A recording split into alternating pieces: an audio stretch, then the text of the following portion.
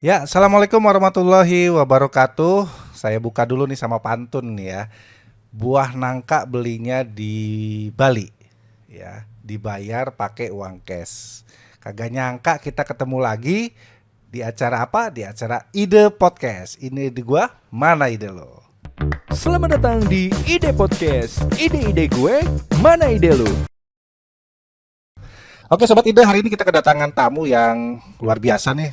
Eh, Salah satu eh, pendiri di sebuah yayasan seni dan tari. Bukan salah satu sih, salah dua kayaknya. Karena sepasang suami istri yang begitu kompak, begitu ulet dan giat dalam rangka pengembangan dan pelestarian seni budaya yang ada di Kota Depok. Nah, beliau ini, dua orang ini adalah tokoh inspiratif kita hari ini yang kita akan coba gali bagaimana kiat-kiatnya menjadi tokoh yang sukses dalam pengembangan seni dan budaya yang ada di Kota Depok. Ya, dengan sanggar ini ternyata beliau sudah keliling dunia loh. Sudah memeriahkan berbagai event seni budaya baik yang diselenggarakan oleh pemerintah atau juga oleh swasta, baik yang di lokal Depok sampai nasional bahkan sampai ke internasional.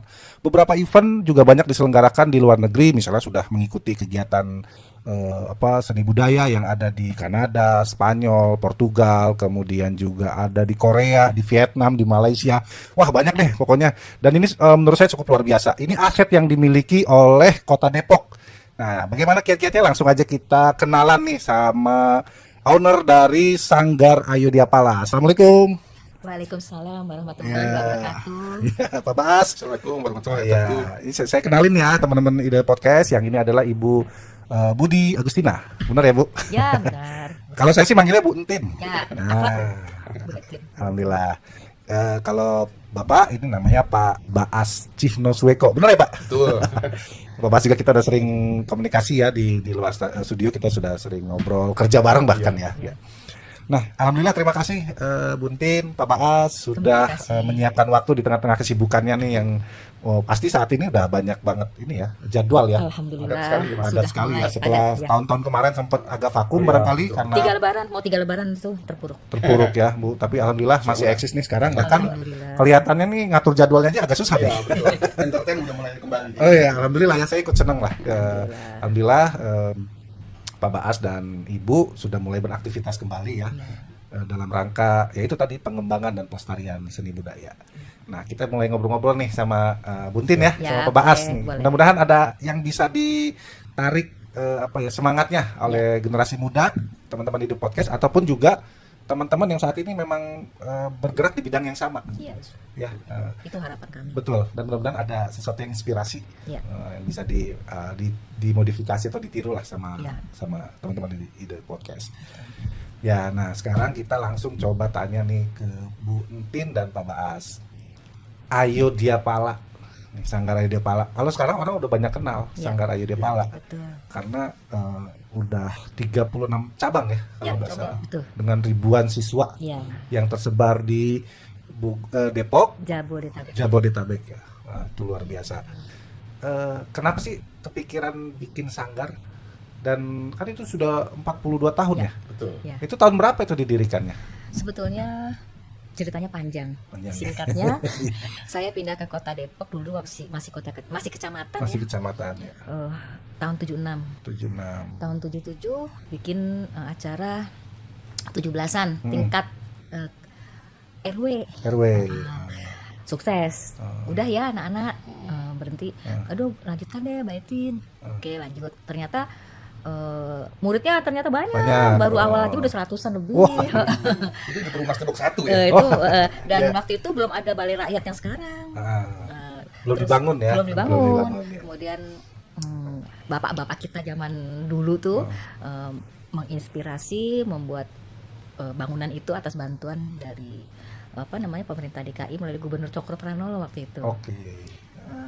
Dan akhirnya berkembang terus, dan prestasi pertama itu sebetulnya ada juara 1 Rampak Putri Jaipongan se-Jabodetabek. Waktu Wah, itu udah juga langsung lah juara ya. yang menyelenggarakan Pak Gugum Gembira almarhum. Oke. Waktu itu saya baru bisa satu tarian Jaipongan.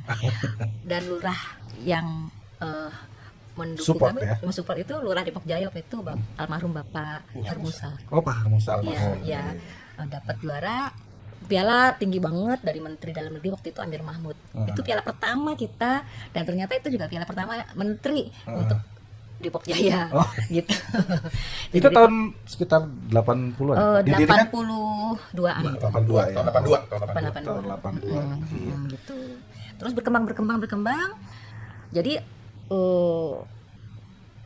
apa namanya, banyak darah, banyak keringat, banyak tangis, banyak duka. Tapi akhirnya ya kita lupa dengan itu semuanya setelah melihat anak-anak yang kita didik ini berhasil. Jadi ada yang menjadi entertainer, ada yang menjadi dosen, pelatih, kerja di berbagai kedutaan besar kita di luar negeri, dan banyak sekali yang buka usaha sendiri di bidang budaya, seni maupun bidang yang lainnya. Karena Ayo Diapla ini lengkap sebetulnya, bukan hanya mendidik di bidang seni budaya tapi juga karakter.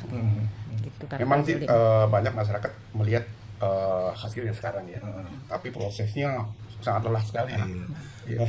Orang mah ngelihat hasilnya ya. Iya. Sekarang Enak nih Ayo ya. Diapala nih.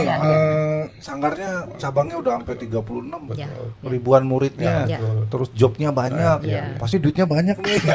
Masih ngeliatnya gitu ya. Iya, betul. Padahal di balik itu perjuangannya berjibaku Ya. sekali ya. Kita ngalamin tuh ya mungkin 15 tahun ya kita merasa belum apa-apa dan kita selalu berpikir kita harus belajar. Dan kebetulan dulu iuran aja masih Rp250. Untuk beli beras liter nggak dapat, Pak. Itu yang nunggak separuh, Pak. Tapi dinikmatin aja ya Pak ya. Dinikmati, kebetulan Karena kecintaan betul. terhadap seni. Kebetulan kan kami berdua ini kan berbeda sebenarnya, berbeda profesi ya. Kalau Bait ini kan lulusan UI, biologi UI, kayak MIPA. Oh bukan ini ya? Bukan.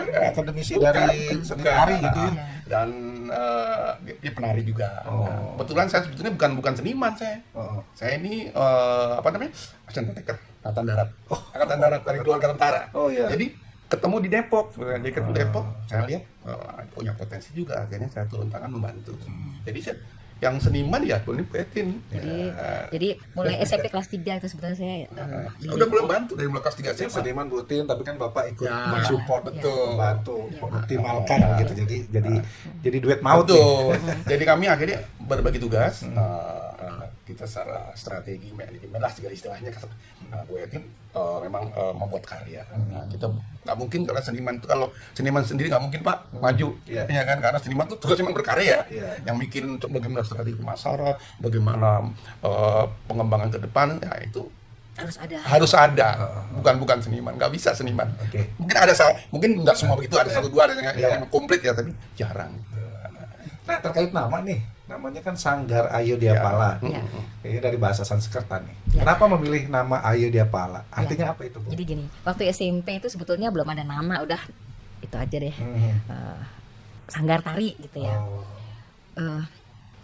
Kebetulan guru saya menari itu ngasih sumbangan nama itu Ayodhya.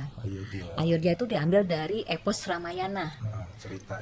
Ya epos Ramayana, tempat Rama dilahirkan. Nama kerajaan di Kosala itu sebenarnya nama ibu kota ya. Nama ibu kota Kosala. Ibu kota Kosala. Kerajaannya namanya Kosala. Ibu kotanya namanya Ayodhya. Tapi banyak orang ini cuma lihat Ayodhyanya. Jadi namanya lebih top Ayodhya. Jadi Ayodhya itu tempat di mana para satria menempa ilmu. Negeri itu gemah ripah loh jinaga. Ini bagus nih gitu, saya ambil. Kemudian palanya itu ngambil dari Sumpah Palapa Gajah Mada, Patih Gajah Mada. Jadi Ayo Diapala. Makanya Ayodhya tuh banyak, tapi Ayo Diapala cuma satu. Dan kita sudah patenkan ya nama Sudah ini. dipaten, sudah Kemenkumham ya. Betul. Dan mulai SMP kelas 3 itu ya memang Pak Bas udah melihat mungkin bakat saya ya. Saya jaraknya beda 9 tahun ya. Jadi, Jarak 9 tahun. jadi dia udah berpikir ini harus dikembangkan, dan saya memang punya hobi dan saya ingin sekali punya tempat waktu itu. Jadi ya lahan sedikit, teras dibikin lah sama Pak Bas, padahal belum jadi apa-apa saya waktu itu. Gitu. Oke.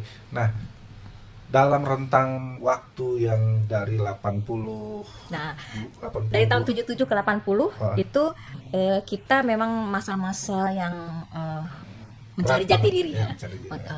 Mencari jati diri, kemudian bentuk.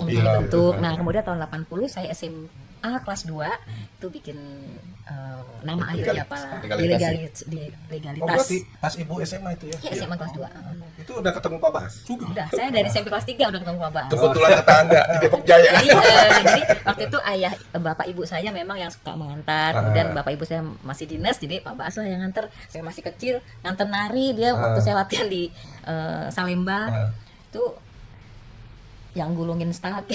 Pak Bas dia latihan karena saya masih bocah ya. Ternyata modus ya. Modus dia pinter emang. Kalau anak zaman sekarang bilangnya modus. Modus, nih. betul. Biar deketin gunting. Iya benar. Nah terus tahun 80 Sampai itu 95 kita berjuang ya. dibentuk yayasan, lalu prestasi pertama itu ya tahun 82 Dua itu itu tadi. tari jaipongan sejabodetabek. Oh, itu prestasi Itu pertama. tari sinden beken aku masih ingat. Daun Satu pulus saya- dulu kan ada daun pulus sekarang. Nah, saya sinden pulus, beken. iya. Jadi saya salah satu penari di antara 3 orang penari itu murid saya yang 2 orang. Jadi saya dan murid gedenya sama gitu. Ini juara terus ya- 1 berarti ya? Juara satu, juara juara umum. juara umum. Dan apa namanya? Setelah itu Ayu Diapala mulai dikenal karena memang kita tidak punya rekanan, kita tidak punya siapa sih di atas ini. Sponsorship, Oh, tidak punya Pejabat orang pun yang nggak ada kenal, zaman nggak dulu. ada. Jadi mereka kenal karena prestasi sebenarnya. Jadi ini yang menginspirasi terus buat saya, kita terus berproses terus menampilkan yang terbaik lah. Akhirnya Dan kita juga belajar terus, Pak. Jadi saya sendiri sering saya mendekati ya sanggar-sanggar yang besar, Ya. mau berdatang. Saya banyak belajar dan sampai sekarang pun berarti nggak berhenti, ya kan?